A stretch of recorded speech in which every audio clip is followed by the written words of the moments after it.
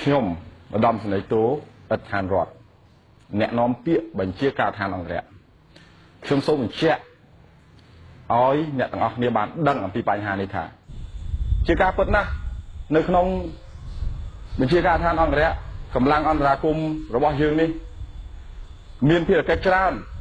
បាទមានភារកិច្ចច្រើនក្រៅពីភារកិច្ចស្នូលការពារសម្ដេចតេជោនាយករដ្ឋមន្ត្រីនៃប្រជាជនកម្ពុជាការពារសម្ដេចគតិប្រិទ្ធបណ្ឌិតព្រមទាំងក្រុមគ្រួសារគឺបញ្ជាការដ្ឋានអង្គរៈមានភារកិច្ចការពារប្រជាពលរដ្ឋវាជាការពិតណាស់ភារកិច្ចរបស់បញ្ជាការដ្ឋានអង្គរៈក្រៅពីនឹងក៏យើងមិនអាចបណ្តែតបណ្ដោយឲ្យជនអគតិមួយចំនួនណាជនអគតិមួយចំនួនមកបង្កបញ្ហាអសន្តិសុខសង្គមណាយើងអត់បណ្តែតបណ្ដោយបានទេហើយយើងក៏ត្រូវតែមានភារកិច្ចទប់ស្កាត់ដែរមិនអនុញ្ញាតដាច់ខាតជនចង់ធ្វើបដិវត្តពណ៌ជនដែល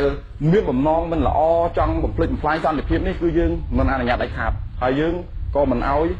ជនទាំងអស់នោះបង្កបានដែរ